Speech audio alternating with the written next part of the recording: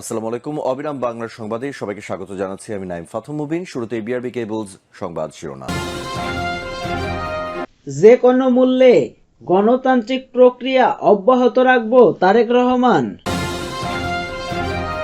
নির্বাচিত সরকারি চলমান সমস্যার সমাধান করতে পারে মির্জা ফখরুল। যে কোনো মূল্যে গণতান্ত্রিক প্রক্রিয়া অব্যাহত রাখব তারেক রহমান। যে কোনো মূল্যে দেশের গণতান্ত্রিক প্রক্রিয়া অব্যাহত রাখার প্রত্যয় ব্যক্ত করেছেন বিএনপির ভারপ্রাপ্ত চেয়ারম্যান তারেক রহমান। তিনি বলেন, বিএনপির কাছে গণতন্ত্র ও বাক স্বাধীনতা নিরাপদ। গণতন্ত্রের ধারাবাহিকতা বজায় রাখলে জবাবদিহিতা তৈরি হবে। এজন্য যে কোনো মূল্যে গণতান্ত্রিক প্রক্রিয়া অব্যাহত রাখব। মঙ্গলবার বিকালে সিলেট জেলা শিল্পকলা একাডেমির অডিটোরিয়ামের বিএনপির কেন্দ্রীয় প্রশিক্ষণ বিষয়ক কমিটির আয়োজনে সিলেট বিভাগের নেতাদের জন্য রাষ্ট্র কাঠামো মেরামতের ৩১ দফা ও জনশক্তি সাংগঠনিক বিভাগীয় কর্মশালায় প্রধান অতিথির বক্তব্যে তিনি এসব কথা বলেন।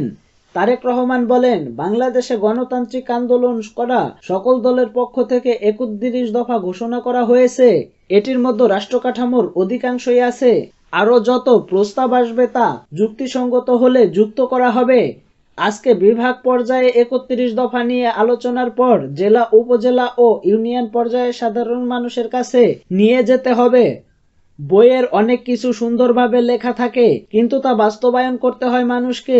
তাই ভালো নিয়ত নিয়ে ভালো নিয়ম থাকলে আমরা ভালো কিছু করতে পারবো।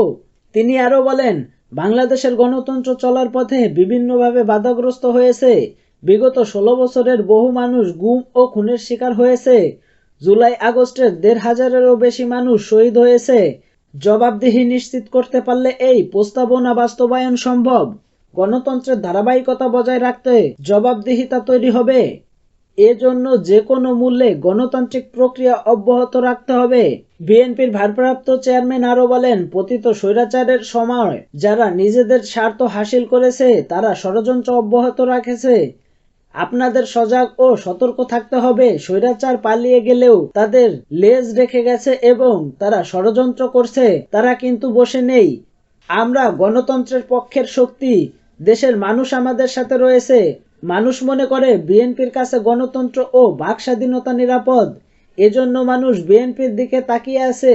জনগণের এই আস্থাকে ধরে রাখার দায়িত্ব আপনার। বিএনপির ভারপ্রাপ্ত চেয়ারম্যান আরো বলেন, আজকে দেশের সবচেয়ে বড় রাজনৈতিক দল বিএনপি। দল কোনোভাবে ক্ষতিগ্রস্ত হলে দেশ ও দেশের গণতন্ত্র ক্ষতিগ্রস্ত হবে। তাই আসুন আমরা মানুষের প্রত্যাশা অনুযায়ী নিজেদের গড়ে তোলার চেষ্টা করি। পলাতক স্বৈরাচারের অত্যাচার ও নির্যাতন সহ্য করতে না পেরে আগামীতেও টিকে থাকবেন বলে মন্তব্য করে নির্বাচিত সরকারি চলমান সমস্যার সমাধান করতে পারে মির্জা ফখরুল। সাম্প্রতিক পরিস্থিতি ও চলমান সংকট নির্বাচিত সরকারই সমাধান করতে পারে বলে মন্তব্য করেছেন বিএনপির মহাসচিব মির্জা ফখরুল ইসলাম আলমগীর।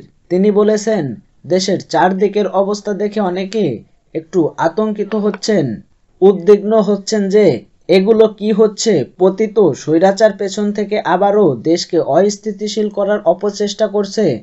এখানে আমাদের অত্যন্ত সজাগ থাকতে হবে। মঙ্গলবার রাজধানীর একটি হোটেলে Tarek Rahman politics and policies কন্টেম্পোরারির বাংলাদেশ শীর্ষক গ্রন্থাগারে প্রকাশনা অনুষ্ঠানে তিনি এসব কথা বলেন। ৫৭১ পৃষ্ঠার গ্রন্থে বিএনপির ভারপ্রাপ্ত চেয়ারম্যান তারেক রহমানের জীবনকর্ম, রাজনীতি নানান দিক বিভ্রান্তিভাবে তুলে ধরেছে লেখক মোহাম্মদ জয়নুল আবেদিন। মির্জা ফখরুল বলেন, কোমলমতি বালকরা, ছাত্ররা যেসব কাজ করেছে তাদের এখান থেকে বেরিয়ে আসতে হবে। এটি একটি অন্তর্বর্তীকালীন সরকার। এই সরকারের পক্ষে সবকিছু একসঙ্গে করে ফেলা সম্ভব নয়। আমাদের ধৈর্য ধরতে হবে। নির্বাচন ছাড়া এ ধরনের সমস্যা সমাধান করা সম্ভব নয়। এ ধরনের চ্যালেঞ্জ মোকাবেলা করা সম্ভব নয়। তিনি বলেন, একমাত্র নির্বাচিত সরকারই পারে এসব সমস্যার সমাধান করতে। অন্তত তার পেছনে যে শক্তি থাকে, যে ম্যান্ডেট থেকে, সেই ম্যান্ডেট নিয়েই সেটা তার পক্ষে করা সম্ভব। মির্জা ফখরুল বলেন, অন্তর্বর্তীকালীন সরকারকে আমাদের সহযোগিতা করতে হবে। কারণ এই সরকার ফেল করলে অভ্যুত্থান ফেল হয়ে যাবে, বিপ্লব ফেল হয়ে যাবে। আমরা আবারও সেই অন্ধকারে চলে যাব। এ বিষয়গুলো নিয়ে আপনাদের পজিটিভ চিন্তা করা প্রয়োজন। বিএনপি মহাসচিব বলেন, একটি বিষয় অত্যন্ত জরুরি। দুর্ভাগ্যক্রমে আজকে একটি ভয়াবহ কাজ শুরু হয়েছে। সেটি হচ্ছে সংবাদপত্রের ওপর আঘাত, স্বাধীন মতামত প্রকাশের ক্ষেত্রে আঘাত। দেশনেত্রী বেগম খালেদা জিয়ার 2001 সালের ক্ষমতায় আসার পর তিনি প্রথম সংবাদপত্রকে মুক্ত করেছিলেন। আজকে যখন দেখছি কিছু সংখ্যক হঠকারী, কিছু সংখ্যক উদাসীনতা, তারা বিভিন্নভাবে এই সংবাদপত্রের স্বাধীনতাকে বিঘ্নিত করার চেষ্টা করছে, ধ্বংস করার চেষ্টা করছে, সেটা কোনো মতেই সচেতন মানুষের, দেশপ্রেমিক মানুষের মেনে নেওয়া উচিত নয়।